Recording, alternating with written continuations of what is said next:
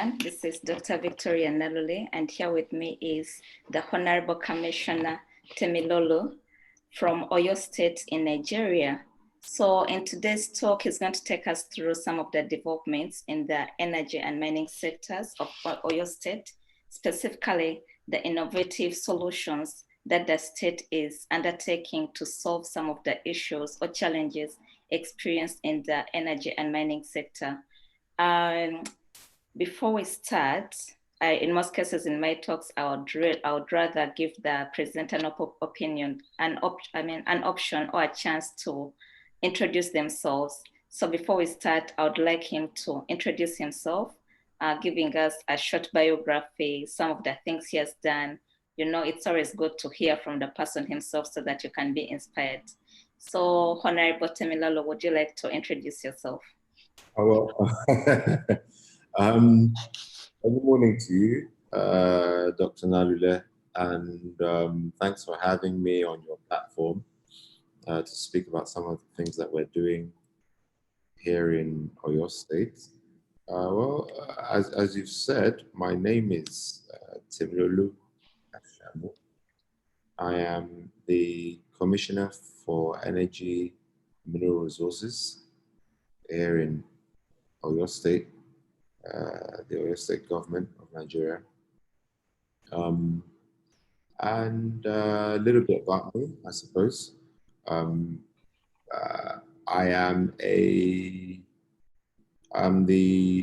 head the Energy and Mineral Resources Ministry here in the States. It's the first time that we've had such a ministry in the States, so I happen to be the Pioneer Commissioner working for and on behalf of His Excellency Engineer Seyi Makinde, the Governor of Oyo State. I'm a dual-trained lawyer, so I trained in both the UK and in Nigeria. And in my life before public office, I worked on a number of transactions that involve foreign investments, energy, mining, taxation, and corporate finance. So we've been here doing what we're doing here in the state for close to a year. And we're optimistic that we'll be able to make a big difference towards the lives and livelihoods of the residents of Oyo State. All right, thank you very much for the brief introduction. So we shall get started. We know that Nigeria is known for its oil and gas. And in the past, we've seen lots of experts and other scholars claiming that the resources are not benefiting the local people, not only in Nigeria, but also other resource-rich countries. So I would like you to take us through the issue of energy management and governance in Oyo State. But before that, maybe you can give us just briefly some of the minerals you have, or energy resources and minerals you have in Oyo State, so that in case there are some people here who would like to invest or who would like to just have a clear understanding of the energy sector in Oyo State, just so that they can have that understanding from you. So before we get into the issue of energy governance and how you think the state or your state is doing, whether it's doing enough to ensure that the resources benefit the people, would like to have a brief overview of the energy and mining sector in Oyo State and some investment opportunities. Okay, thanks for that question. I think first and foremost is to say that the way these sectors are governed in Nigeria is determined by the Constitution of the Federal Republic, 1999 as amended. So we work very closely and in concurrence with the federal government in this regard. Concerning the minerals, the solid minerals that we have available in the state, of course we have marble, for which we recently constituted the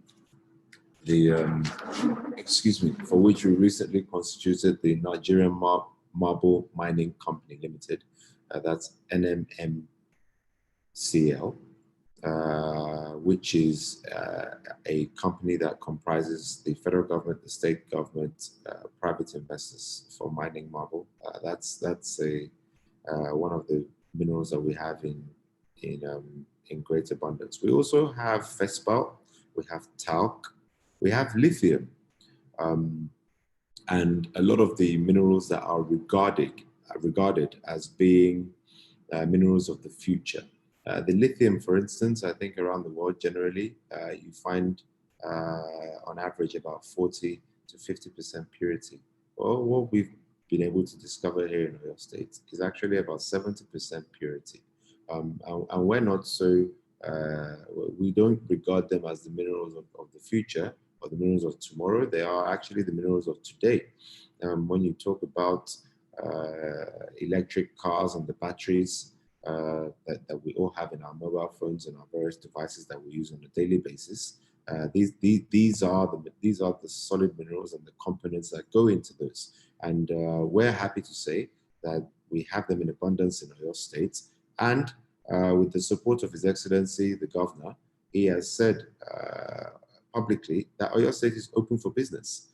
So we're very much open for investment, and there is a lot of scope and opportunity to invest in these sectors in the state. That's on the minerals side.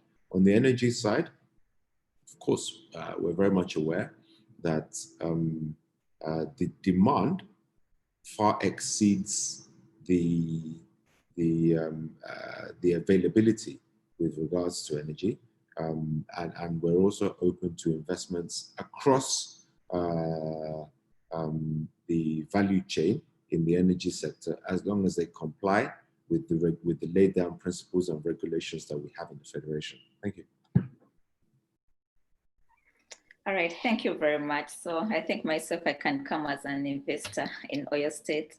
But before we move on actually to the issue of energy governance, there has been lots of issues with respect to small scale mining at Sano Mining. So what innovative solutions are you employing in Oyo State to ensure that even the small scale miners benefit from those minerals? Because what we've seen in most African countries, it's the focus on large scale mining companies. And you notice that the local communities and their families who are in those mineral rich countries, they never get to benefit from these resources because small scale mining is characterized by poor technology. Also the devices they use, they're very bad. So they end up being affected both in terms of their health and also in terms of the environment. So before we move on to the energy sector, how is your state handling the issue of artisanal and small scale mining? Okay, well, artisanal small scale miners, ASMs as we call them. Yes. If you want to get things right, particularly in a society like ours, you follow the small scale miners.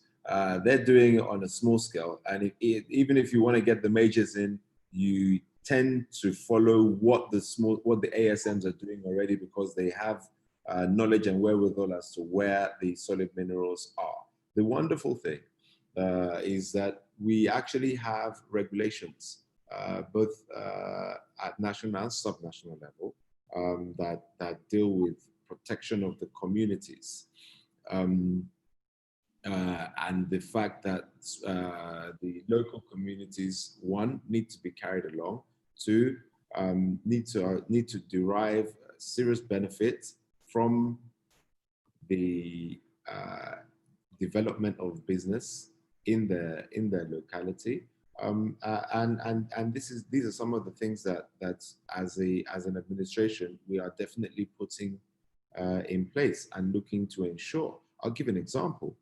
The Nigerian marble mining company that I just mentioned earlier when I was speaking, there is representation of the local government there. And in Nigeria, the local government is the level of government that is closest to the people. Of course, we have the federal, state, and local government. and the local government is properly represented in order to secure the interest of the local community. This is aside from the regulatory provisions that we have with regards to the environment and protection of the local communities. So it's something that's very, that we take very seriously. As an administration, this present administration, led by His Excellency Governor Seyi Makinde, has four cardinal pillars upon which the administration is founded. That is education, healthcare, security, and economic growth driven by industry and agriculture. And I can assure you that everything that we're doing fits into one or more of each of those pillars. So when we talk about the local community, for instance, and our concerns with them, we're really targeting ensuring that we are able to provide better quality education and better healthcare, likewise security and the quality of lives and livelihoods. So I think necessary measures and steps are being taken in that regard. In Oyo State, we have an agency, that's the Minerals Development Agency, that is the implementing agency in this regard, and they're following the policy and principles that the ministry is laying down. Oyo State has the so what we're doing also in order to try and bring in ASMs and ensure that they're brought within the fold. In Oyo State is the largest gemstones market, we believe, in Nigeria and possibly also in the region. And what we are doing is to formalize that market. The Honourable Minister for Solid Minerals was in the States about a fortnight ago for a courtesy call with His Excellency the Governor. And it was one of the issues that was discussed, that we have an informal market, which is the largest in Nigeria for gemstones, and we want to formalize that. By formalizing the market, there are a number of things that we can do. We can properly regulate the sector. We can ensure protection for miners and communities that operate within the sector, and we can also ensure that government at different levels is able to generate revenue from those activities, and then put those funds back into the community in qualitative ways. So those are some of the things that we're doing as an administration, and I think we're well on course to ensuring that we are able to, that we're putting the state and the country by extension on a sound footing towards rapid development and growth. All right, thank you very much for that. Before we leave the issue of ASM, I would like to ask one final question with respect to finances, because with the informalities that characterize the ASM sector, you notice that these small-scale miners, in most cases, they lack finances to carry out their activities. So how is Oyo State handling that issue of empowering the miners through enabling them to access the finances they need to effectively carry out the mining activities? Okay, thanks for that. Now, like I said, the sector is governed by the Constitution of the Federal Republic, which necessarily means that the federal government also has a role to play. I'm aware that there are provisions at the Bank of Industry and facilities available across scale, both in the commercial and also in development banks that are available for ASMs to access financing for which to go about their business. But also the state government in the past 1 or 2 months, I believe, made available small-scale loans for SMEs. Those are MSMEs, micro, small, and medium-sized enterprises, of which I believe ASMs will fit in between. So the state government has also made available finances for MSMEs to be able to go about their business. This is one of the things that was introduced by the governor I think about 2 months ago. So these are some of the things that we're putting in place. All right, thank you. So now we shall move on to the energy sector. And also, okay. The government is also putting its money where its mouth is. So in terms of data gathering, in terms of ensuring compliance with environmental standards, in terms of securing communities, and where need be, setting up the right kind of enterprises and bringing in the right kind of investment by creating the right kind of policies that give investors confidence to come and invest in the state. These are some of the things that we are doing as an administration. So we see ourselves as an enabler for the private sector to come in and invest in the sector, while what we do is to regulate and ensure compliance. All right, thank you very much, Honourable Commissioner.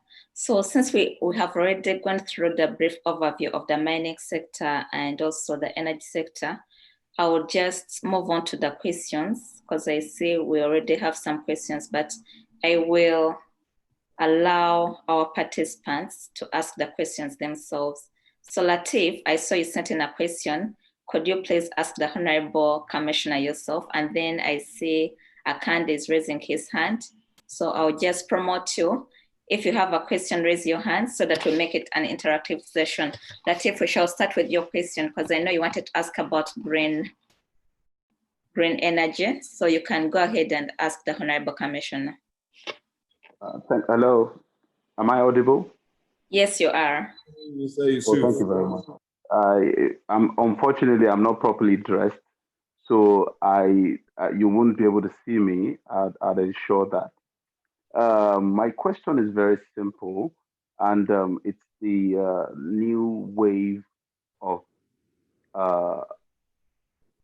or the new move by the big nations to embrace a greener future.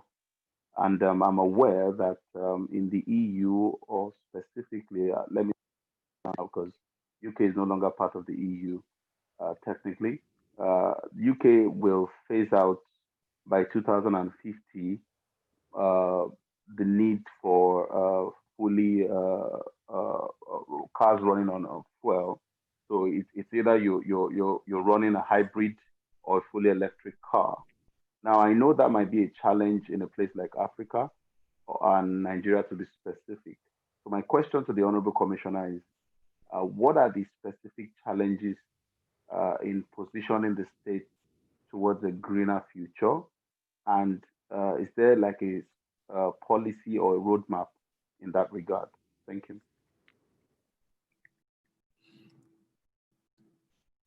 All right.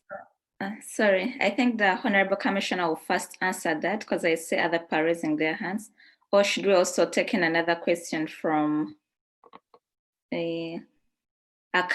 Do you want to also ask your question?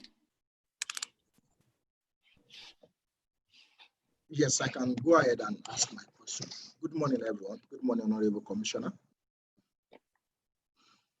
Good morning. Thank you.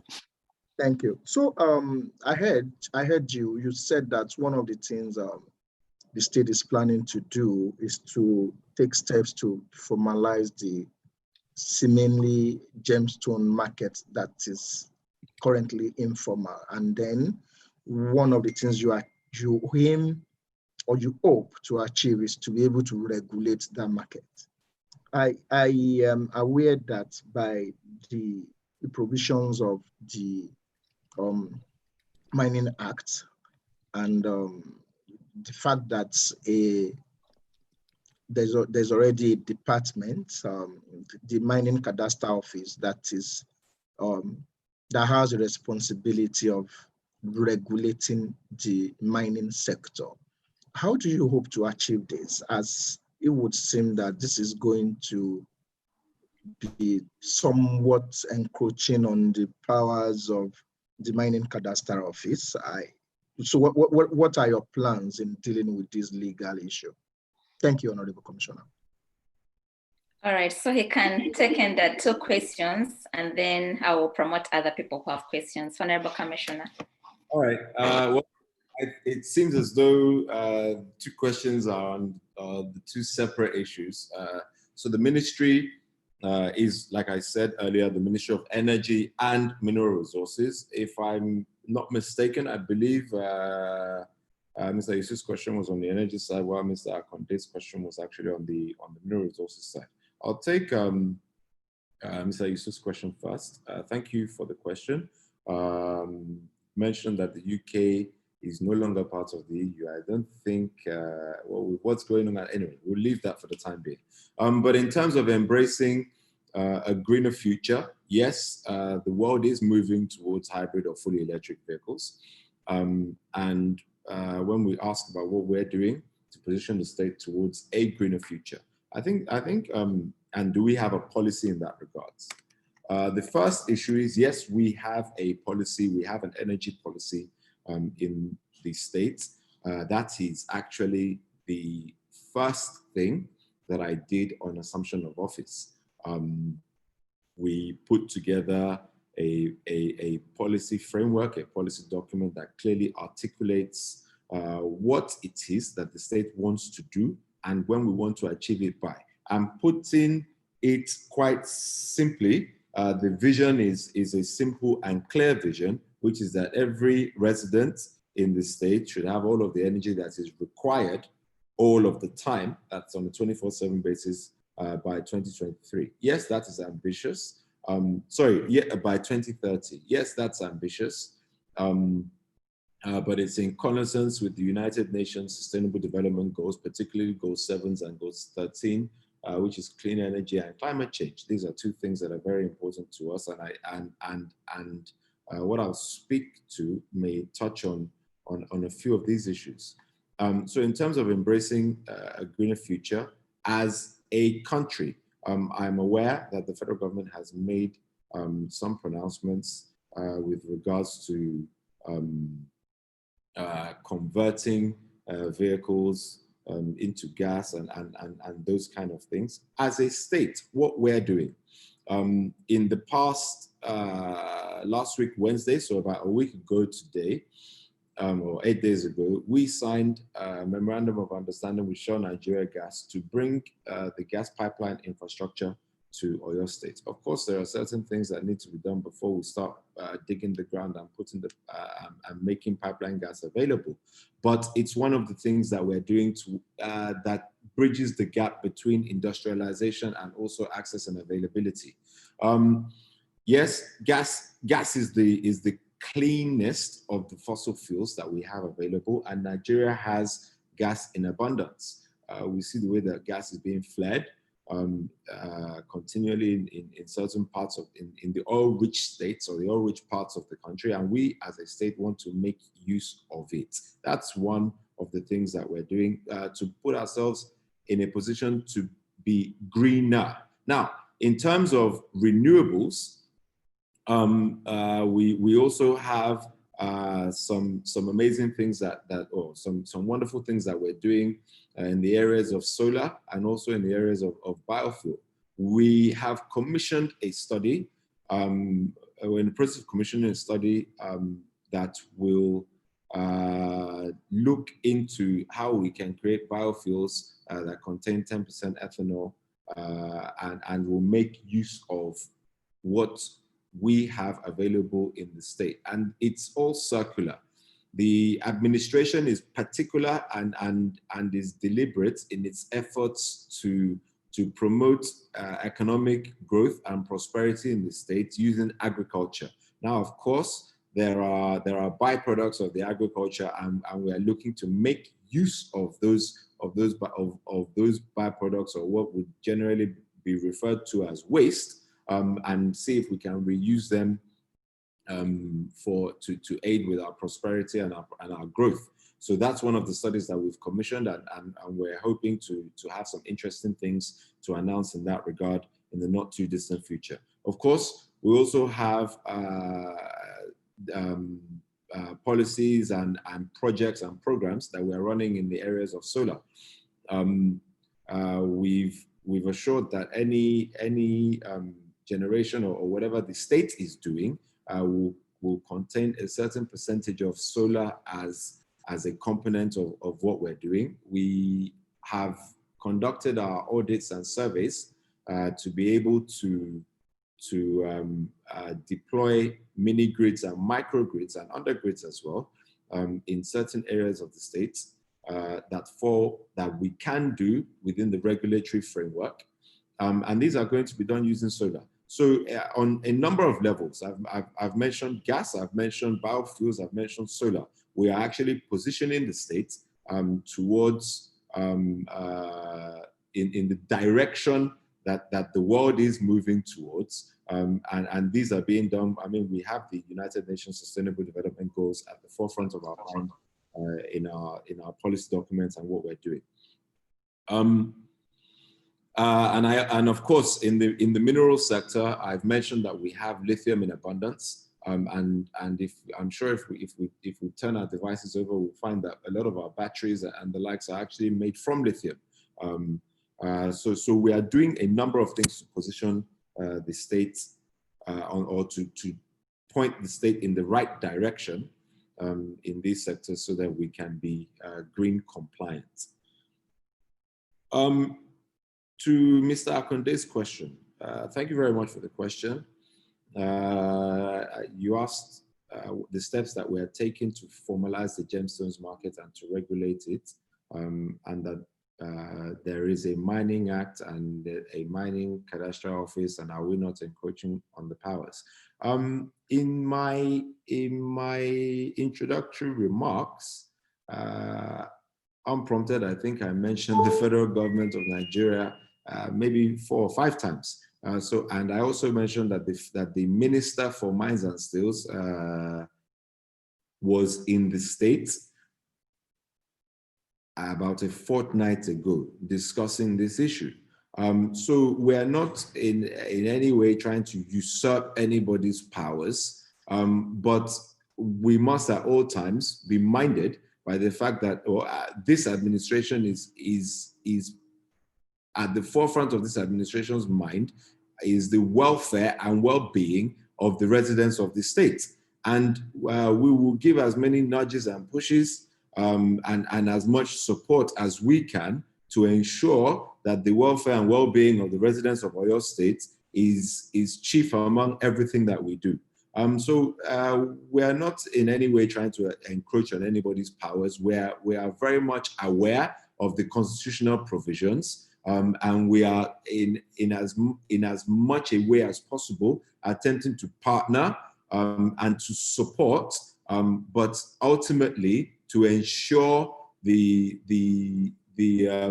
welfare of the people of the state. That's the most important thing, and I think that's actually what we should all be focusing and putting our minds on. Is that, look, Oyo State has a population of between 8 and 10 million. Nigeria has a population of over 200 million. What can we do to ensure that the lives and livelihoods of the people are taken care of, as opposed to considering that it's this person's thing to do. I think it's really the lives and livelihoods that's chief amongst our considerations as an administration. Thank you very much, Honourable Commissioner. Now we shall take in a question from Yusuff, Abiola, and also Ibrahim. I saw you wanted to ask a question. So can we first hear from Yusuff?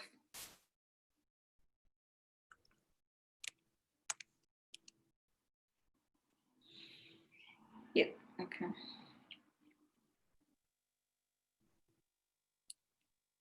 Yusuff, are you there, or should we go ahead to hear from Abraham? Okay, Yusuff is there.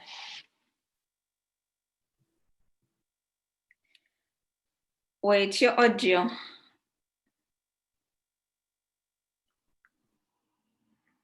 I think it's your device which has an issue.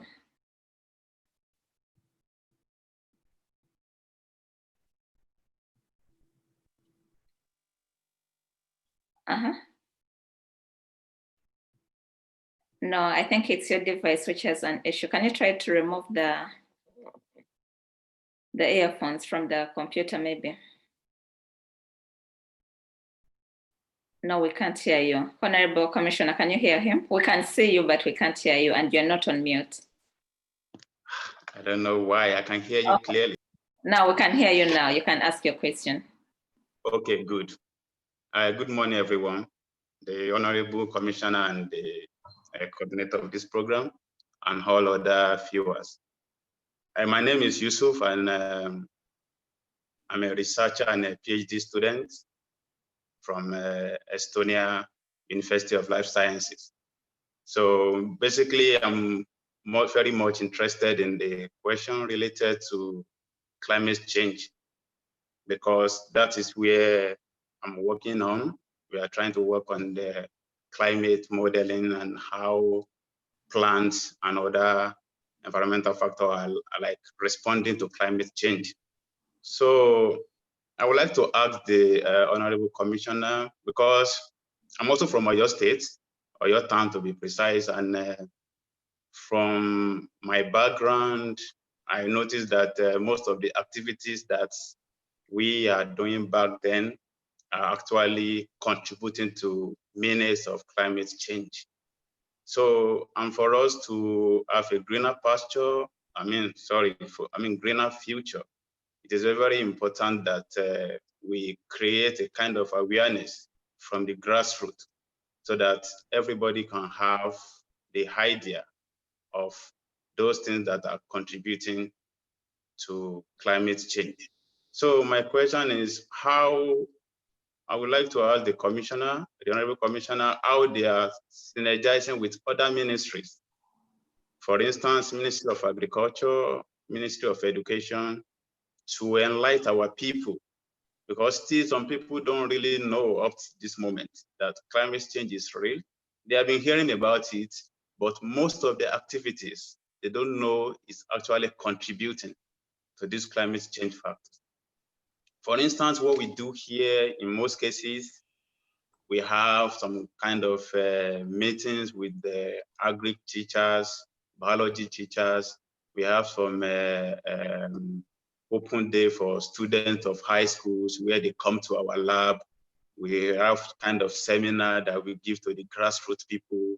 We have meetings with the local farmers. We explain to them the menace of this climate change, what they can do to reduce this effect. So I think it's also very, very important. That's why I want to know what the ministry of this, our Honourable Commissioner, how they are collaborating with other ministry so that they can take this message down to the grassroots. Thank you. Okay, thank you very much. And we shall also take a question from Ibrahim. Ibrahim, are you on? Hello, good morning, Honourable Commissioner and Victoria. Thank you for this. My question is going to be very simple. Number one, sir, we've seen that a number of hospitals in the state are connected. You recently connected some of the hospitals using solar systems or solar power. Now, I'd like to know what is the progress of those hospitals that have been connected? What have been the lessons learned? Because we've seen a number of solar projects in Nigeria that have been announced that are really large, 50 megawatts, 10 megawatts, 100 megawatts, and we don't hear of them anymore.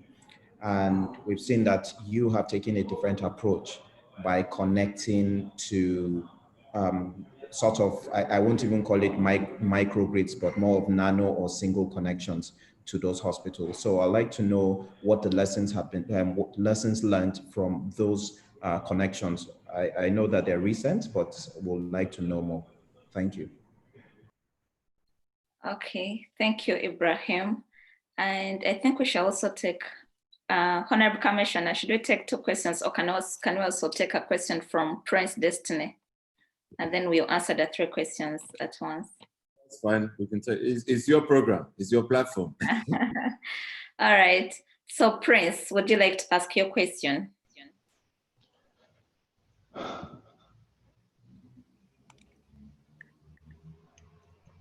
Hello.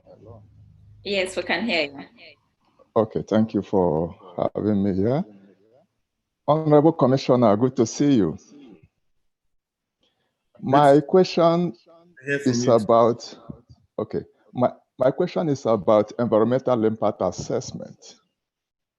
When project starts, ideally, there is a regulation that guides operations of any project. But my particular interest is about post-mining land use. So that is what I'm currently working on here at the University of Cape Town. We are interested in knowing what happened to the mining land after the mining have closed. So, but the research have shown that even the environmental impact assessment did not incorporate post-mining land use planning. So they are only interested in taking out the mining resources, the minerals, and the rehabilitation becomes very difficult. Originally, some of this land were farming land for the indigenous communities. So are we thinking the next 50, 60 years, what is going to happen on this land? So I just wanted to know from you, as a commissioner and a policy maker, from the environmental impact assessment perspective, what were the inputs that were part of that EIA, if at all there was any? Because research have also shown that even the stakeholders themselves are not interested in post-mining. They are only interested in the job they're going to get immediately, you know, the socioeconomic means. I mean, there is unemployment, the host communities want to get a job, they want the oil company, they want the mining companies to come in. But at the end of the day, this mining closes 50, 60 years. What happened to the land? So to be very brief, Honourable Commissioner, were there any post-mining land use planning in this kind of projects in your locality? And it's not exclusive to your states, all across the place. Even in South Africa, where I am at the moment, that is the challenges we face. So it's not peculiar to Oyo State or Nigeria or anything. That is what has been across the spectrum. So are there any information you can give pertaining post-mining land use? Thank you very much, Honourable. All right, thank you very much. I would let the Honourable Commissioner answer the questions, and then afterwards we shall take in a question from Desmennu. I see your hand, so I'll promote you very soon. Thank you. All right. Well, thank you very much. I think I'll take the 2 researchers' questions together, Mr. Yusuff Abiola and Mr. Prince Destiny Ugu. What are we doing as a government, as a ministry, things that we're doing to contribute towards climate change and how we're taking it to the grassroots? That would be something that would fall squarely within the purview of the Ministry of Environment and Natural Resources. There's a commissioner that heads that ministry, and climate change and things such as that fall squarely within within their jurisdiction, so to speak. I'm aware that I know that they're taking certain steps, and I believe they're doing a lot to educate the young people of today in order to save the world of tomorrow. But I may not be able to speak too much on that. All I can say is what we are doing as a ministry with regards to our initiatives and our activities, taking into consideration the fact that we are aware of we are aware that climate change is real. And I mentioned that we have a policy that is driven by certain sustainable development goals of the United Nations. So I think I may only be able to say what we're doing as a ministry. And I believe I've said a lot on that. Now, I mean, we could have a webinar only on climate change. And we still wouldn't be able to get to the root, or we wouldn't be able to exhaust all of the issues and variant factors. Mr. Ugo asked about environmental impact assessments and regulations that guide those projects and post-mining land use and planning. Again, environmental impact assessments are things that fall squarely within the purview of the Ministry of Environment and Natural Resources. And it is their responsibility, principal responsibility, to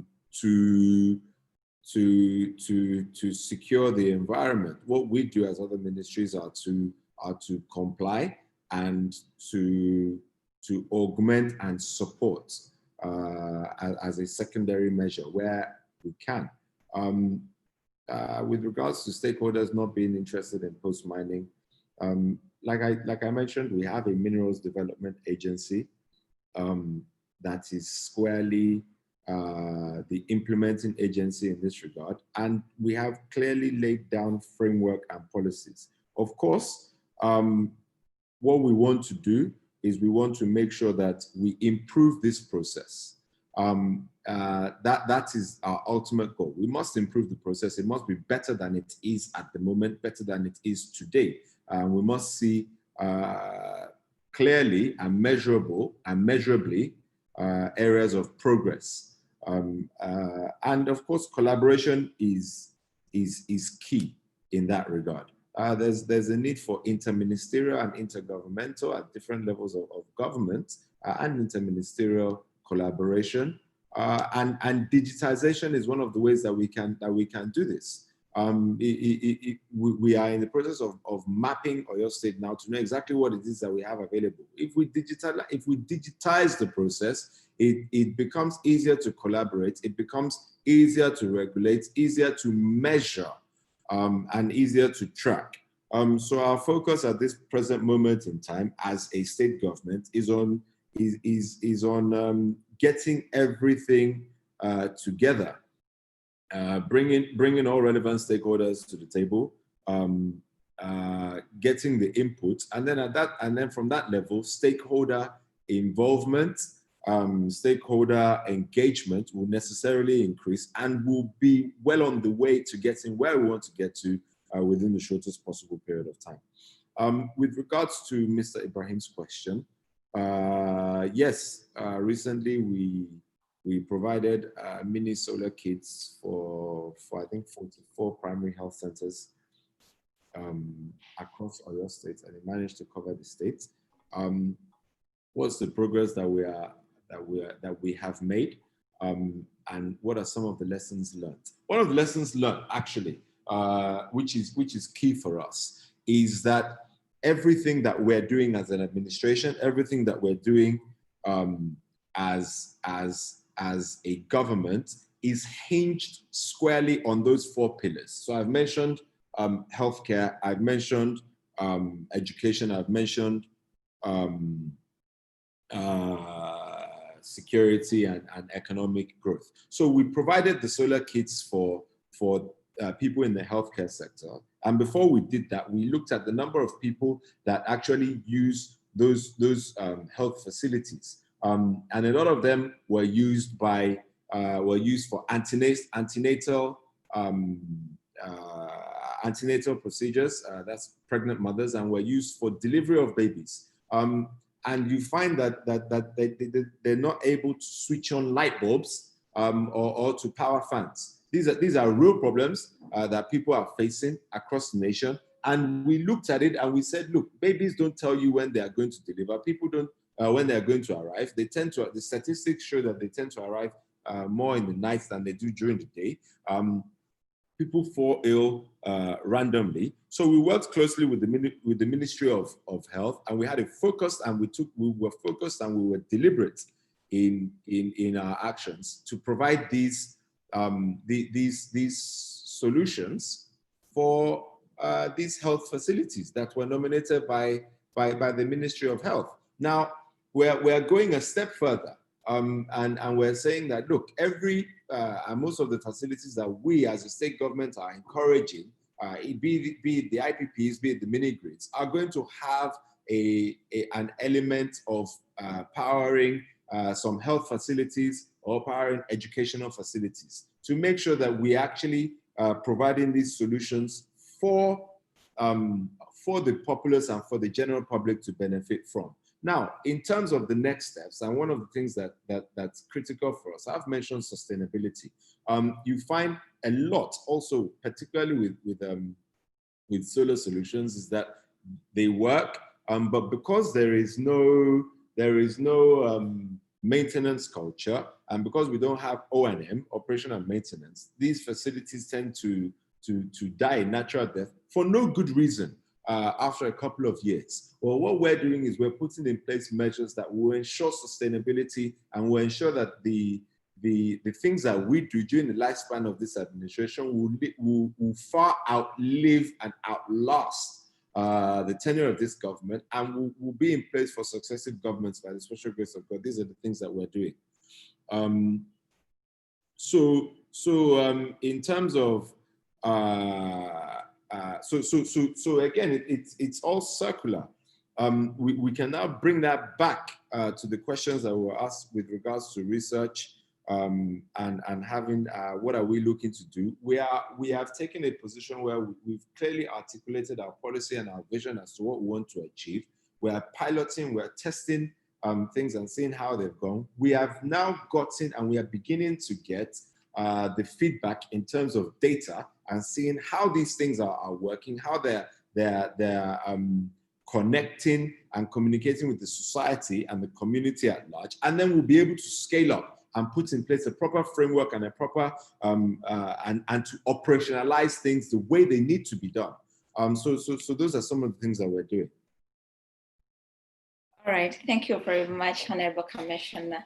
Now, I see we don't have any more questions, and we've been able to cover aspects relating to the mining sector, especially ASM, and also issues respecting to green energy and climate change. So those are some of the most important issues with respect to the energy and mining sectors. Now, at this juncture, I would like to invite Ms. Mercy Okiro. Let me promote her,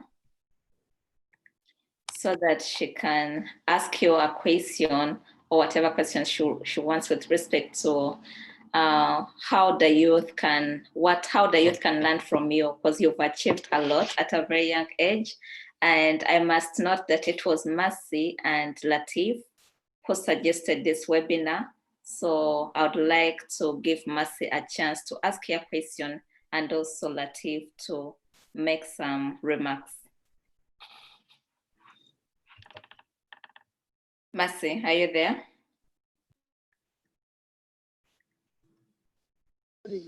Hello, can you hear me now? Yes. Can you hear me? Yes, we Sorry, I did not know that I was logged in as myself on video. I was, let's just say I'm walking somewhere, so let me stand against a respectable background. Yes, it's nice to meet the Commissioner virtually, and I was aware of his work. Of course, currently I'm in Nairobi, and I've been to Idowu, actually, Oyo State, and I like the work that they do, at least in terms of the commissioners, and they've appointed quite a number of young commissioners to basically do things. For me, my question may not be related so much to mining, oil and gas, because my specialist area is dispute resolution, arbitration. I would just like to congratulate him for having this webinar. I think it's very good to reach to the people and feel so that they feel that they are closer to their leaders. My only question would be, now that you're, what would you say for a person who is in leadership or intends to get into leadership? Because you're fairly young, I think you're under 35, that in Kenya would fall under the bracket of youth. What would you say are the challenges that now you're there that you say would be unique for a person of your age in leadership, that probably you have some lessons that you give to other young people aspiring to get into leadership? Other than that, thank you for this opportunity, and I look forward to interacting more. And have a good afternoon. Okay, thank you very much, Mercy. And I must recognize her that she's the one who actually suggested this webinar, her and Lateef. So thank you very much. But before Honorable Commissioner, you respond to Mercy, I'd like to give Desmond. Has he left again? Okay, I think he has left again. But maybe Olayinka, would you like to ask your question? Because I saw you wanted to ask a question. Thank you very much, Victoria. And then Honorable Commissioner, good morning, sir. This is Olayinka Ohunakin. I'm calling from Covenant University.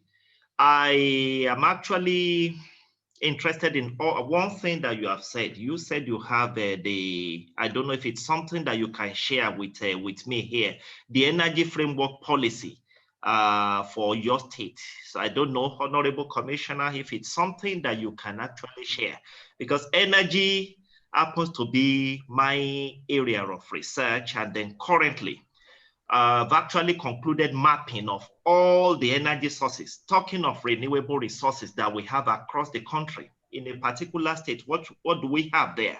And what quantity of what we have there that can be annexed, taking into consideration so many other factors.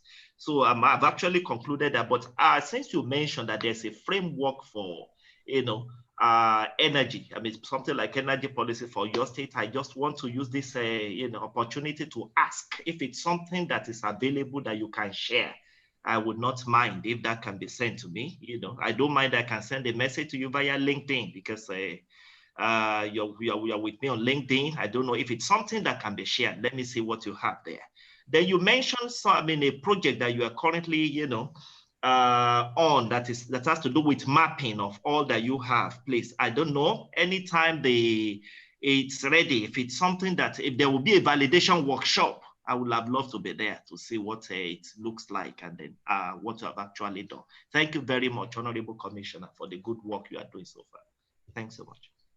Thank you very much, Olayinka. Honorable Commissioner, let's also take a question from Idowu, I saw you really wanted to ask a question.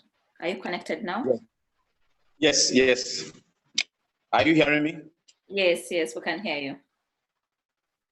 Okay, thank you. Protocols observed. I want to ask the Commissioner his opinion on any organization willing to come to the state to establish a power generation distribution system according to the regulations, without the state government putting in one call. If it is renewable, I researched that for 13 years and I was in Okiogun for almost 4 years. I know that we have enough land space there to generate power on solar. Now, assuming we want to bring grid power also, because in the short term, it is only grid power that you can have now. When you are talking about the other green power, it takes a year or two before they come to upstream. But you can have grid power right now, giving the people the power they need by installing 1 by 3 kV transformers closer to the people, which will be privately managed. And what will the Commission? Okay, Desmond, your network is not so good. So I don't think we're able to hear everything. Hello, I think I'm back. Yes, but your network was not so good. Do you want to type the question? All right. Now, can we approach the Oyo State government to do something like that? Like we are doing that in Ondo South now, 5 local governments, and by the grace of God, we should be giving them power this year. Can we approach the states to do that as well? All right, thank you for your question. Honorable Commissioner, we have a few minutes left. We have like 5 minutes. So I will allow you to respond to these questions, the 3 questions from the attendees, and then we can make the closing remarks. I'll also give Lateef a chance after you've responded to say a word of thanks. So Honorable Commissioner. All right, thanks to Mercy, to Mr. Olayinka Ohunakin, and to Mr. Idowu Desmennu for their questions and comments. I think I'll take Mr. Ohunakin's issue first from Covenant University. You said that you've been mapping Oyo State. That's welcome. If you can provide us with what you have done in terms of your data, your research, and your analysis, if you can make that available to us, of course we'll look at it and see and see the use and the value that we can derive and put it to. I've also visited Covenant University, I think 2 or 3 times since I assumed office. I'm very familiar with Professor Atayero, I believe he's the Vice Chancellor of the university, and we discussed a number of things towards seeing how we can collaborate along with Dr. Stephen Oluwatobi and the full committee of persons from researchers and lecturers and professors from Covenant University. I'm not sure if you're at any of those sittings, but we are already in those discussions. With regards to whether the state is willing for people to come and invest in the state, of course we are. I've said we are guided by data, we are guided by science, and at the forefront of our minds are the lives and livelihood of the residents of the state. That's critical to us. So now everything that we do must be sustainable, and the people of the states must derive value for the services that are being rendered to them. These are some of the cardinal things that well, myself personally, and more importantly, His Excellency are very that are very particular to us. So are we open for investment in the state? Yes, we are. Are we looking for quick fixes that will not be sustainable and won't stand the test of time? Maybe not. We're looking for things that are going to benefit the people, not only today and during the tenure during this present tenure of government, but that will be in place for generations to come. I often marvel as I sit here in this secretariat at some of the buildings that were constructed during the premiership of some very notable politicians and administrators in Nigeria's history. And those buildings still stand today. And some of the roads and the infrastructure that they developed are still prevalent today. While some that were done more recently have not stood the test of time. Well, this administration is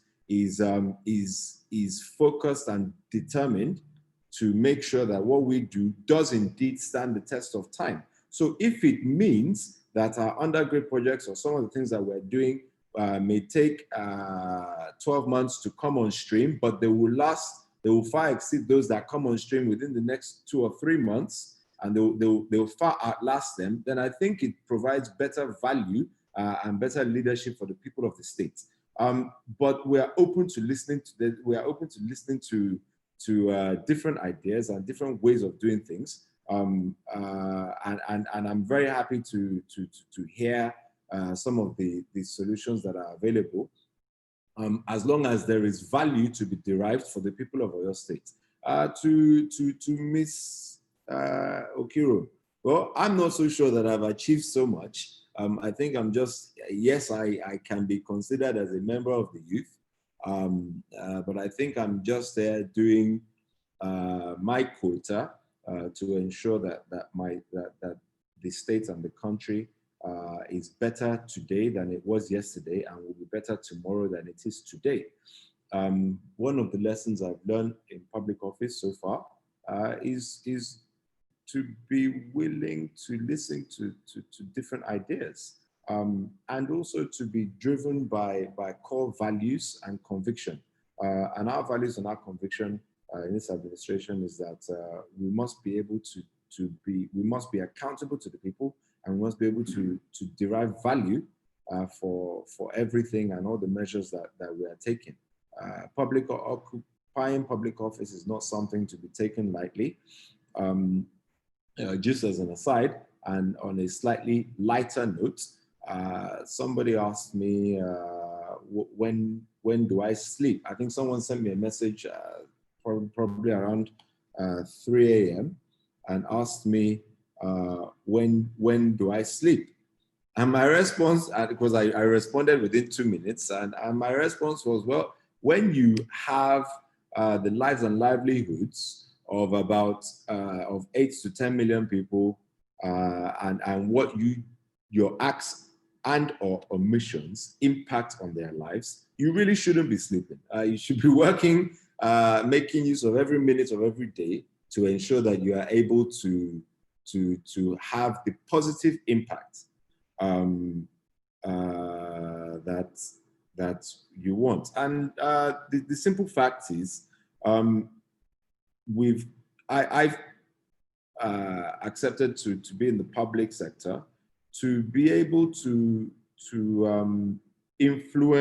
positively influence the kind of change that I want for my children and my grandchildren, and to try and develop the kind of society that I want them to be proud of, and that I want them to grow up in.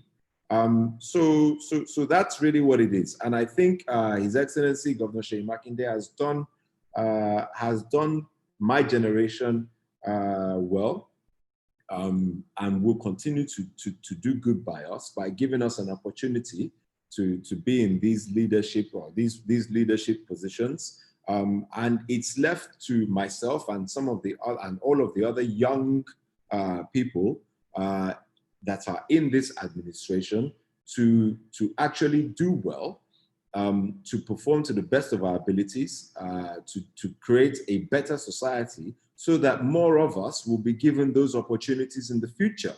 The future belongs to us, and everybody at all ages and gender can actually contribute towards creating a better society and join government at different levels. And His Excellency has given us that opportunity, and I'm sure he will continue to do that. So it's left to us to make sure that we put it to good use and get the kind of support that we need from members of the public to help us to achieve, because at the end of the day, the country and the society belongs to us all. And that's something that I'm very much aware of. All right, thank you very much, Honourable Commissioner. Before I invite Lateef, we got a question here, and Mr. Abiodun is asking whether the state energy policy is now publicly available. I think that's the question. That's the same question that Mr. Ohunakin asked. It will be made available. I believe the government website is being revamped at the moment, and I'm sure it will be on the ministry's page available. And just to say, we worked with when the policy is available, when it's put on the website, you'll see that we worked with some of the foremost leaders or minds in this sector. So we'll make it available. I'm sure it's going up on the website, and as soon as the website is revamped. All right. Thank you very much, Honourable Commissioner. So we've actually utilized our time, and I would like Lateef, since him and Mercy suggested this webinar, to do the closing remarks, and then that will be the end of our webinar. But our viewers, this video has been live on YouTube. Do share with your contacts who haven't been able to attend, and also do not forget to subscribe for more energy and mining videos featuring different experts from different countries. Lateef, would you like to make the concluding remarks?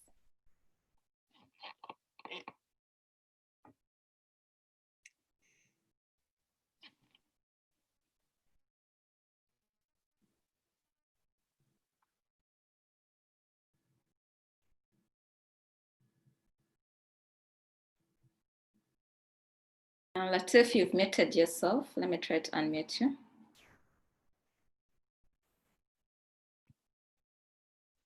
Hello. Hello. Hello. Yes, we can hear you, Lateef. Yes. Oh, sorry. I think I'll come on now. Can you see me now? Yes, we can see It's you. a little bit cold this morning, so it's sort of like a cold morning. So you would just ignore the fact that I look like one of the characters in Star Wars, the Jedi's. The first thing I'd like to say is I think this webinar is actually a testament to your approachable nature, Doctor. And I'd like to thank you for the unwavering and indefatigable effort you've actually put out there, because it's consistently showcasing Africa in a very positive light. And that's what actually drew me to your LinkedIn page. I've actually known the Honourable Commissioner as he's a lawyer, foreign trained, or I think we've been engaged in the past in some litigation, and so we became professional colleagues, and we share that professional bond. And I felt when I suggested the webinar actually to you initially, I didn't know what you would, what your reaction would be. But thankfully, Mercy bailed me out because we have a common friend in her. So I think I'd like to thank the Honourable Commissioner for spending this past 1 hour plus with us, sharing the insights into the energy challenges in the state and the opportunities. I thank you, Doctor, for the continued work you've actually done in creating a positive narrative in the energy conversation in the continent. And finally, on a lighter note, because all my friends know me to be a joker, there's this question that's been raging on in the background. So many people they won't really come out to say this because they don't know how appropriate, but I think I'll take the gauntlet and just say it. Honourable Commissioner, I don't know if you can hear me, but some people are wondering if you're married, just on a lighter note. So you might want to put that information out there so they know whether to continue shooting their shots or it's a dead end. So it's over. It's over from here. Thank you very much, and I wish you all the best. Thank you very much, Lateef, and thank you, Lateef. Thank you, Mercy, for all your hard work in ensuring that this webinar happens. So I'd let the Honourable Commissioner address your question, and he can also give us concluding remarks, specifically giving some advice to the young people out there who would like to be like him. Honourable Commissioner, give your concluding remarks, and this will be the end of our webinar. Thank you to Mercy and to Lateef for putting this together, and also to yourself, Victoria, for having me on your platform. It's been a pleasure speaking with you and providing just a little bit of insight into what it is that we're doing in the States, what our vision is, and what we're trying to achieve. I very much appreciate that. With regards to advice to young people or to younger people, I really just think it's about doing the right thing at the right time and not giving up. I find myself here in public office today, and ultimately my drive and my focus is to achieve the best that I can. Essentially, it sounds like a cliche, but it's the greatest good for the greatest number.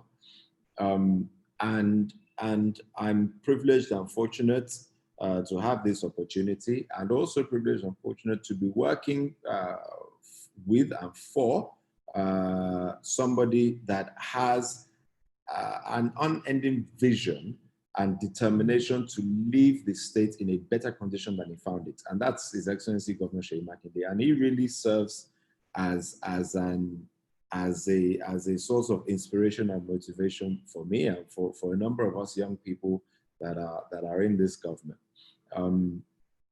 because he's driven to achieve the best, and he doesn't compromise on quality, and it serves as motivation for us, and that's the line that we're working in. And it's great for me because those are some of the attributes that I believe I have in me already, and it's great to work with somebody that has that same disposition. To Lateef, who said that he may ask, he's not sure if his question is appropriate. Well, I was coached that if it's not appropriate, don't ask it. So at this moment in time, I think I'll say that I'm here to serve the public. I'm a public servant, and that's the thing that's chief among my considerations at this moment in time. Thank you. Thank you very much, Honourable Commissioner. So you are leaving all the girls there too, to be wondering whether you're married or not. Anyway, this marks the end of our webinar. We assume he's not married, so ladies, you can put in your applications. But jokes aside, thank you very much, Honourable Commissioner, and thank you very much for inspiring the youth and continuing the great work. And our viewers, stay tuned and do not forget to subscribe to my YouTube channel. This marks the end of our webinar. Have a lovely day. Bye-bye. Thank you very much. Have a good day. Thank you.